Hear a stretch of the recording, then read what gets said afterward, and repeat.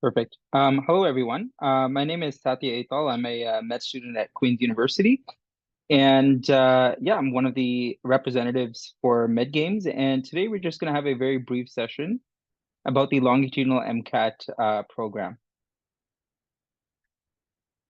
Okay, so first we're just going to be talking about Med Games itself, the organization, what the MCAT is, the common mistakes that people do while studying for their MCAT, and what we offer for that. So our longitudinal MCAT program. And the application process to our program itself. So MedGames really is a group of Canadian med students, and really we came together to provide high quality one-on-one and group mentorship and resources to specifically Canadian medical students applying to medical school, or Canadian pre-med students applying to Canadian med schools. We do have a non-for-profit model, so although we charge fees for the students that join our programs, we try our best to be as cost effective as possible, just because we pay our mentors as well.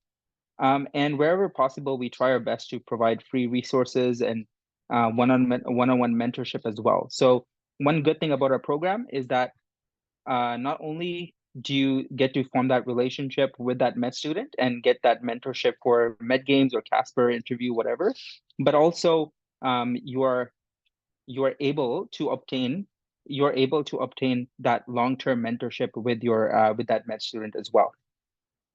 This was started in 2021, and so far we've helped around 240 medical students, and have numerous med students Canadian students who have gotten into medical programs throughout the country. So there are people that have gone into Turkey and school. the stuffing is. Why would I say no? Okay, she can make the turkey. Yeah, and Sorry about that. So there are people who have, attended our programs and gotten into schools all the way from UBC to Dalhousie, McGill, Ottawa, McMaster, and pretty much most of med schools in Canada, including diverse programs such as MD, PhD programs as well. So we do offer a wide variety of services, including the MCAT, medical school applications, Casper's interview, so on and so forth. So what's the MCAT itself?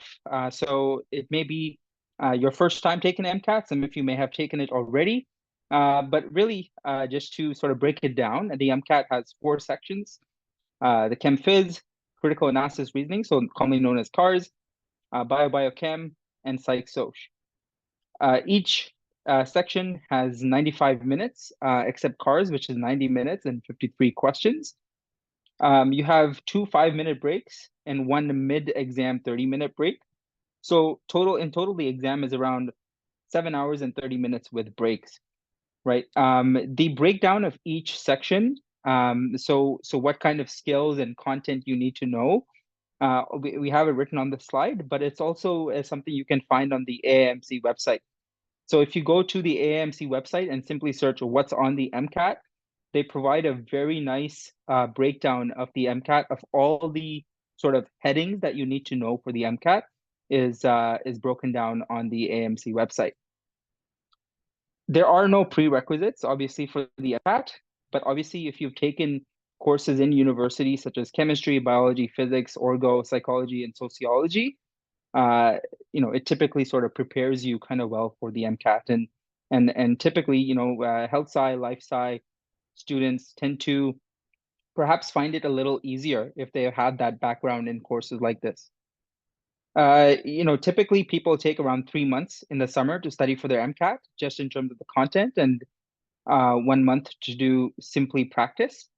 However, this program that we are offering is the longitudinal MCAT program. It's really aimed at people who are planning on doing their MCAT early in the summer of 2025, or even towards closer to January or February, right? So this is sort of the target sort of demographic for the longitudinal program. As you can sort of guess by the name, the longitudinal program starts in October, and it's a longitudinal program that's not in the summer, but sort of provides that mentorship throughout the school year. So we're going to meet on certain weekends throughout the school year and go over MCAT content and practice as well. Regardless of when you do your MCAT. Just be aware of the MCAT calendar and sort of plan when you're going to do it accordingly. And even your study schedule, right? There are many sort of schedules that you can get online, but obviously make a schedule that fits for you, right? So only you know how you study, how many hours a day you can study, your work priorities, volunteering, school, etc. So so first just prioritize your school if it's more important, obviously. You book your MCAT date, and depending on all your other priorities in life, you can make a study schedule for yourself, and that is something we can guide you with as well with our with that one-on-one mentorship. And obviously we within our own program we have time for within our own schedule we have practice built into it as well. So UWorld and AMC practice built into our study schedule. We'll also sort of provide some free resources as well, be it Khan Academy videos, UWorld, which is not free, but we sort of go over UWorld questions with you. Jack Weston, there's a few AMC practice tests that are available, and a whole bunch of other free resources on the internet that we'll sort of be sharing with you guys as well. And depending on which school you're going to be applying to, what score is considered to be competitive really varies.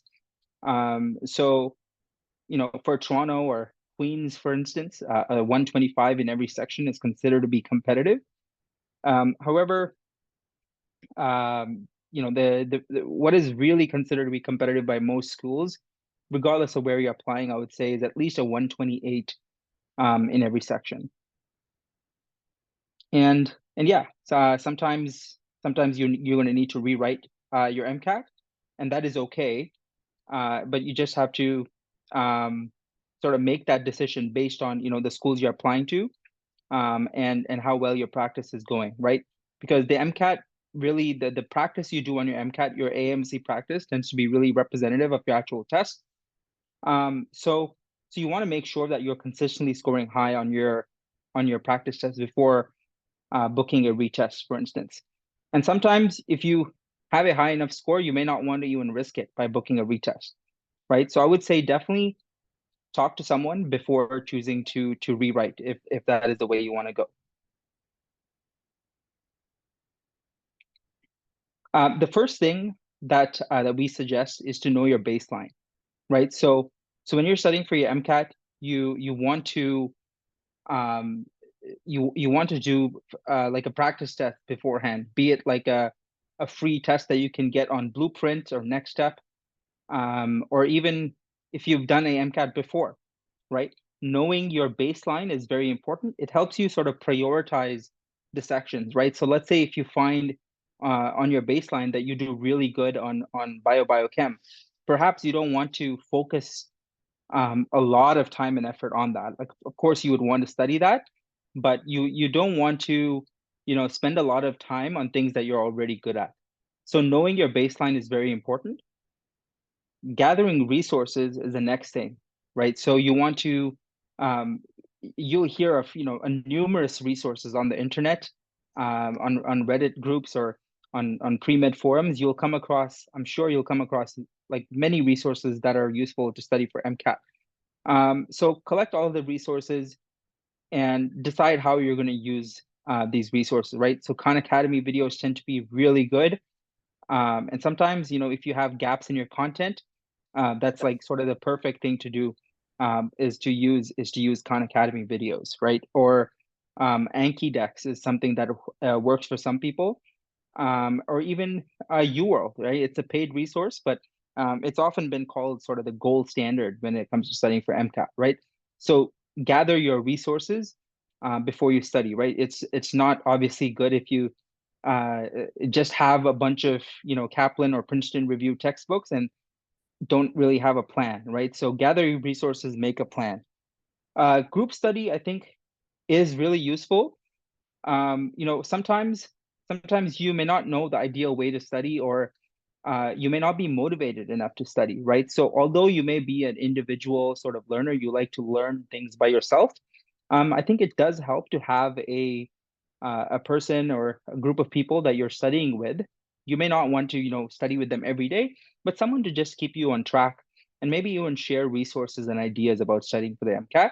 I think that makes a big difference towards studying for MCAT. Even teaching others itself, right? So sometimes there'll be some people that are really good at certain topics and other people that are not so good. Just having a friend that you can teach certain topics to really helps as well in terms of even building your own understanding and confidence around a certain subject. And making a study schedule is also very important. Two things that I'd like to highlight about our own MCAT program is that we do set you up with a study partner. Or if you say that you want to study with someone, we'll obviously be glad to sort of connect you. But we'll set you up with a study partner based on perhaps your location, your hours of study, how comfortable you feel with certain subjects, and so on and so forth. So we do offer that as well. And we also, as a part of our program, make a study schedule. And if you are, due to any reason, sort of falling back or have your own priorities in life, with our one-on-one mentorship, sort of we'll help you adjust to that as well. And we can even make a study schedule for you as you go on. So as I talked about briefly earlier, this is our longitudinal MCAT mentorship program. It starts in October and goes all the way to April 12th. How we do it is we do our lessons on the weekends. We have 3 hours on Saturday, 3 hours on Sunday. So typically it tends to be 10 a.m. to 1 p.m. EST. On Saturday, we do the instructional classes. So the sort of content review lessons, or the traditional sort of lesson. And then on Sunday, we tend to do the practice session. So we have homework that's assigned. Usually tends to be UWorld passages, and we take that up together on Sunday, where you'll have an opportunity to ask questions and get feedback as well. All the sessions will be recorded. So as much as we encourage participation in all of our lectures, but we understand that you're students, you may have any number of other priorities going on in your own lives. So we do provide recordings for all the sessions as well. We covered the MCAT syllabus. So as I said earlier, if you just Google what is on the MCAT, you'll be able to see all the sort of subject headings that are covered on the MCAT. So we'll cover all of those relevant content for the MCAT. And we'll also focus on high yield materials. So from UWorld, we'll start our practice with UWorld and then go on to AMC question banks, and then to AMC section banks, and then the test itself. As a part of our program, we obviously do not provide access to UWorld and AMC. So this is something that you're going to have to purchase on your own.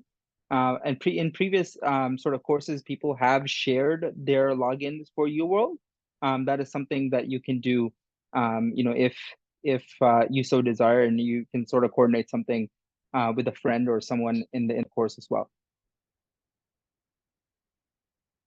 Yeah, so October 12th to April 12th, that's the course. It's typically aimed at students who are writing their MCAT in the summer of 2025, and it's virtual lectures on Saturdays and Sundays, as I previously mentioned. So you get, as a part of this program, one-on-one mentorship with a Canadian med student. So throughout the course of the program, you will be able to schedule mentor meetings with a med student. We do have quite a few number of med students here. So if you mention to us that you would like to meet a particular student, we can make that happen. We will sort of pair you up with a buddy to study. So typically groups of 2 to 3 students, and that really helps people keep on track and study together as well. All of our tutors have scored 130 plus in the sections that they teach. So we sort of vet our tutors before this program starts. And we provide to you study schedules, recordings, and other high yield resources as well. So just an overview of the schedule, as I previously said, it's all the way from October to April. So in the beginning, in our part 1, so October to January, that's when we have our content review, right? So we have lectures covering ChemPhys, BioChem, Psych, Soc, CARS practice, and assigned homework for that. So that's really the part 1 of our program. Part two is a brief boot camp, right? A boot camp is simply a 2-day, so like a weekend course where we review, and these are typically 2 very long days where we review all the content that we've covered in part one. And then part three is all about practice. So we're going to start from the question banks and go on to the section banks, and then attempt and take up the 5 full-length AMC MCAT tests as well. So up to 89% of our students have achieved 128 on each, 128 plus in each MCAT section. So we have a relatively high success rate in our program, and a lot of our tutors have, a lot of our students have gone on to get accepted in Canadian med schools, and also return to our program as tutors as well. And yeah, I'm one of those students as well. I was in one of the original sort of cohorts for the MedGame MCAT program, and I was fortunate enough to get a very high MCAT score and be accepted to a Canadian med school.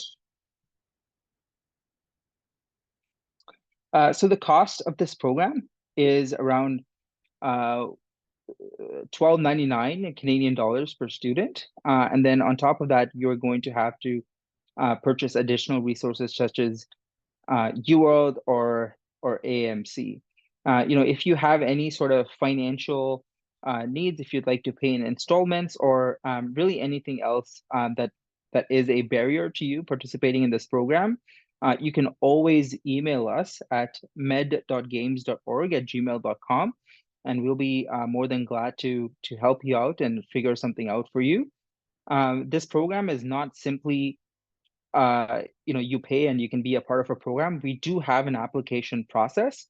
Ultimately, why we have the application process is for really 2 reasons, right? We want to know whether you are a good fit for the program in terms of your own style of learning, your own time commitment, and so on, right? So let's say, for instance, you are busy with your undergrad, you're doing a thesis, you're working, volunteering, and all that, and you simply may not have the time to study for your MCAT, then we will be transparent to you and tell you that perhaps this is not the best program for you, right? On the other hand, if you have, let's say, an extremely low GPA, and you simply, and if we think that doing the MCAT is perhaps not going to help your application all that much towards getting to med school, we will also tell you that as well. So we're not here simply to take your money and accept you into the program. We want to be able to support you to the best of our ability. And if we think that you're not a good sort of fit into our program, then we will tell you so as well, right? So really the application process is to make sure that you will achieve the best possible success in our program, and that the program is a right fit for you, right? So how you do this is by emailing us your CV. So once again, our email is med.games.org@gmail.com by 5 p.m. EST on September 7th. So really as soon as possible. And in the email, indicate your availability for a brief 15-minute interview on September 8th or 9th. Okay, once again, this interview is very like informal. It's really like a very lighthearted conversation. So it's nothing convoluted or tough or anything like that. It's simply to gauge your suitability for our program. If you're accepted, we do require a non-refundable deposit of $250 by September 12th. And then you can pay the remainders in installments as well prior to October 15th. We do waitlist students as well, and then we'll make a final decision before September 30th.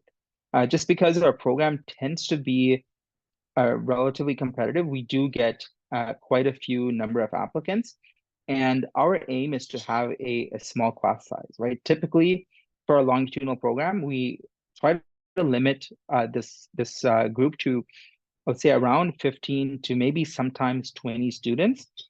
So we don't want to take on too many students just because we wouldn't be able to provide that one-on-one mentorship for a lot of students. And small class sizes, I think, helps to have that participation as well by all students. So we really want to have a manageable class size that is sort of ideal for everyone that's participating. So that's why we really encourage you to send in your applications early on and indicate your availability for an interview. We do ask for a CV as well. Once again, nothing too complex or anything like that. You don't need to sort of go home and redo your CV all over or anything like that. We just ask for your GPA, what university you go to, the list of courses you've taken, if you've taken the MCAT before, and any other sort of extracurriculars as well. So who should apply? If you're taking your MCAT in the summer of 2025, and if you're able to study year-round, so starting in October to April, if you're able to study and have that commitment to do your MCAT, if you have enough time to work on your applications in Casper, and also if you're aiming to apply to US schools, right? Because US schools tend to have rolling admission and you'd want to do your MCAT early on in April or May. These are the kind of students that we encourage to apply to our program. And additionally, if you're someone that benefits from long-term sort of studying, that gradual sort of buildup of your studying, that this would probably be an ideal program for you, as opposed to, just a like a 3-month MCAT program that we do in the summer, and that can sort of be like a fire hose of information all coming to you at once. So if you meet any of this criteria, I think you would be like a good fit for this longitudinal MCAT program. Once again, our goals in this program is to sort of have small groups, have that mentorship, focus on high yield content. We also provide strong emphasis on cars in our program, and allow pre-medical students to be taught by medical students. So our tutors are sort of vetted by us, are Canadian medical students, and who have achieved a high score in the MCAT. So it's not any sort of random person that is teaching you here. All the people that are teaching have sort of gone through the process of doing the MCAT, applying to Canadian medical schools, and are really best suited to be mentors for this program. So once again, email us your CV if you want to apply to the email that is listed on the slide here. Then we will schedule a brief interview. And if you are accepted, you can pay a deposit to sort of secure your seat in the program. We publish information on our Instagram. So our Instagram is medgames.org. We also have a website, medgamesorg.com. That's where you can find the latest information. And to apply, as I said earlier, email us your CV by September 7th at 5 p.m. and also indicate your availability for an interview as well. Okay, so I hope that wasn't too long. So that's just a brief overview of our program. I don't know if I have too much time for questions, but if you have any questions, feel free to go away right now.